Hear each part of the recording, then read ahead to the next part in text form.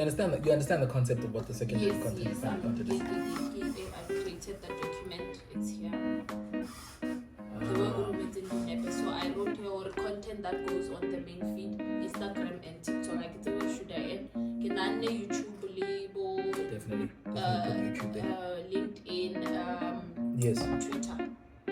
We're not really on Twitter. Okay, Or so any of the brands because it's Twitter, but yeah, we'll figure it out. Okay, so YouTube and LinkedIn, definitely, yeah, because it goes across all the different brands, from the retail brands to the corporate / business brands, corporate brands, yeah. And then we have secondary content that goes on the stories, just like I'm also leaning more towards having the secondary content live on the main feed as well, as something that's not as polished, because I've been doing a lot of research and a lot of observations as well, and I've seen that a lot of this content, people are really moving away from the polished content. And we need to have a good balance of like the really beautiful stuff, the really professional stuff, and the everyday stuff that makes the brand a bit more relatable and brings the brands down to earth with the content. Okay. You know what I mean? So I think for the accessories brand, we're gonna try to create more content that's centered around 50% polished and 50% more rough / everyday. Okay. You know what I mean?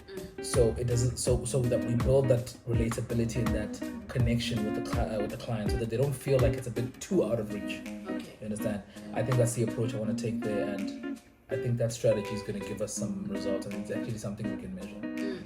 Okay, so and then So I just want to give you a little more context on what secondary content is and primary content is. In the field that we work in, which is partly digital marketing and partly content creation and strategy, there is content that needs to go live from for brands and for businesses to basically communicate the different things that the business wants their customers to know and understand. So content is a big part of that, but there is different types of content. We've got our highly polished content, our clean stuff, our highly produced content, which we shoot with high quality cameras, etc. And we also have our low quality content, which we call secondary content, which is the content that we shoot mostly with low quality cameras, maybe a phone, maybe a small camera, quick stuff that you can just take out and put on your stories or your main page, or quick things you can just put out just to communicate whatever you want to communicate in a very fast way. So what we've come to realize and what we've learned and what I've noticed as well is that secondary content is actually starting to have the same amount of pull as primary content. Back in the day, the more polished and the more beautiful content you had on your social media, the more engagement and the more general followers and all these different things would happen that would benefit your page. But now I think due to fatigue, people are so tired of seeing highly polished, highly perfect, highly photoshopped or too good looking content that they're gravitating more towards everyday content that anyone and everyone can do. That is a bit more relatable and a bit more realistic, and people see that and then they feel it's content they can relate with better. So that's why we're looking at exploring this as part of our offering to our clients, as opposed to just saying, hey, here's a nice photo shoot with nice product images and nice lifestyle images.